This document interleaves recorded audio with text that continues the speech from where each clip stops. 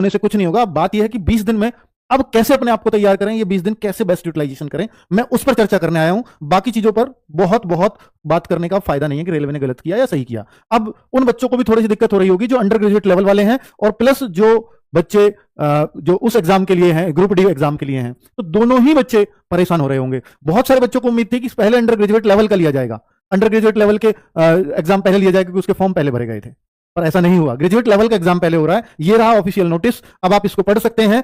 जी हां, NTPC category graduate level CBT जो आपका 1 है वो होने वाला है 5 जून से 23 जून तक एग्जाम चलेगा। मात्र 15 दिन में इन 62 लाख बच्चों का एग्जाम करा देना अपने आप में बड़ी बात है। ये 62 लाख छोड़ो, 63 लाख है ग्रेजुएट कैटेगरी के, तो अंडर ग्रेजुएट लेवल है 63 लाख, तो 58 लाख है।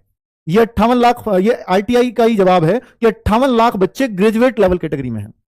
58 लाख बच्चों का एग्जाम, 58 लाख बच्चों का एग्जाम जो है 5 जून से 23 जून तक कराने का डिसीजन लिया गया है। अब आप कह रहे होंगे सर ये ग्रेजुएट लेवल हो गया, अंडर ग्रेजुएट लेवल 63 लाख है, तो लगभग इतने ही दिन उसका चलेगा, 15 दिन। हाँ बिल्कुल, 16 दिन चल जाएगा, इससे ज्यादा तो चलना नहीं है। तो वो कब एग्जाम होंगे, बहुत सारे बच्चों के मन में ये सवाल आ रहा होगा, तो मैं उसको भी क्लियर कर देता हूं कि एनटीपीसी अंडर ग्रेजुएट लेवल का एग्जाम कब तक हो सकता है। तो मेरे भाई, ये अब तक का रिकॉर्ड रहा है रेलवे का कि जो एनटीपीसी और ग्रुप डी को लगभग साथ साथ, मतलब जैसे अगर वो 23 को खत्म हुआ तो हो सकता है वो 25-26 से वो शुरू हो जाता है। तो ये तो एनटीपीसी का ही दूसरा पार्ट है, अंडर ग्रेजुएट लेवल।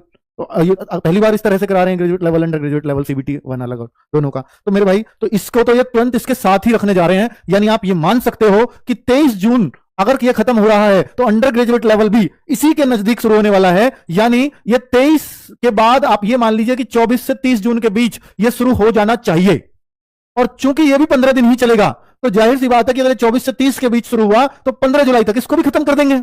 और अगर ये 15 जुलाई को खत्म हुआ तो ग्रुप डी भी लगभग उसी की लाइन में लगने वाला है। तो आप ये मान सकते हो कि मेरे भाई कि जुलाई में ग्रुप डी भी एग्जाम जरूर शुरू हो जाएगा। जुलाई में इसकी शुरुआत देखने को आपको मिल सकती है, क्योंकि ये तीनों एग्जाम बिल्कुल आगे पीछे चलेंगे और यही लास्ट एग्जाम बच रहा है। 2024 में जितने भी फॉर्म निकले उसमें सबसे लास्ट एग्जाम ग्रुप डी वाला है। ठीक है, हालांकि इसके फॉर्म तो आए थे 2025 में। ठीक है, तो ये भी आप मतलब 15 अगस्त से पहले 100% ग्रुप डी का एग्जाम शुरू हो जाएगा, 100%। आप ऐसा सीधा मान सकते हो। तो दूसरी बात है, अब 20 दिन में कैसे तैयारी हो, मतलब ये जो भी मैं 15 अगस्त के या जुलाई के फैक्ट्स बता रहा हूं उसको तर्क के आधार पर बात कर रहा हूं, ऐसा नहीं, क्योंकि इन सबको रेलवे साथ साथ चलाता है। एनटीपीसी ग्रुप डी को, चाहे पिछला रिकॉर्ड देखें या कोई भी दिखे। हालांकि बीच में आप कहो कि सर नहीं 2022 में हुआ था ग्रुप डी, तो 2019 वाली भर्ती में, ऐसा तो नहीं है। तो मेरे भाई, वो एग्जाम डेट आप देखो कि वो बार बार कैंसिलेशन हुआ, उसका कोरोना रही हो वजह या कुछ भी रही हो, वरना जो पहले एग्जाम डेट आई थी वो सब लगातार आई हुई थी। ठीक है, तो ऐसा नहीं है कि जो ग्रुप डी को अलग रखते हैं, नहीं। देखो एनटीपीसी जो है वो लेवल 2 से लेवल 6 की जॉब है, और ग्रुप डी को अलग कर दिया, बस वो लेवल 1 की जॉब है। जबकि लेवल 1 टू लेवल 6 ये पार्ट उसी का ही है, 1 से लेकर के 6 तक का। बस ये 1 में चूंकि भर्तियां ज्यादा है उसको अलग कर दिया, और 2 और 6 को एक साथ कर दिया, उसको एनटीपीसी बोल दिया। इतना ही फर्क है बस। ठीक है, चलो। तो mock test and mini mock test, इसके बारे में भी बात करूंगा ही। करंट अफेयर्स से बच्चे बहुत ज्यादा परेशान होंगे, तो मेरे भाई करंट अफेयर्स की आपके लिए स्पेशली जो 15-20 दिन बचे हुए हैं, इन पे स्पेशल टॉपिक्स को रख करके करंट अफेयर्स की क्लास आपके लिए डेडिकेटेडली चल जाएगी।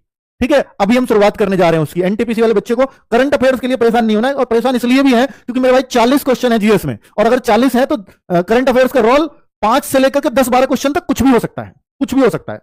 ठीक है, तो इसलिए करंट अफेयर्स पे ध्यान देना जरूरी भी है, क्योंकि यही तय करेगा आपका सीबीटी 1 पास होगा या नहीं होगा। अगर बाकी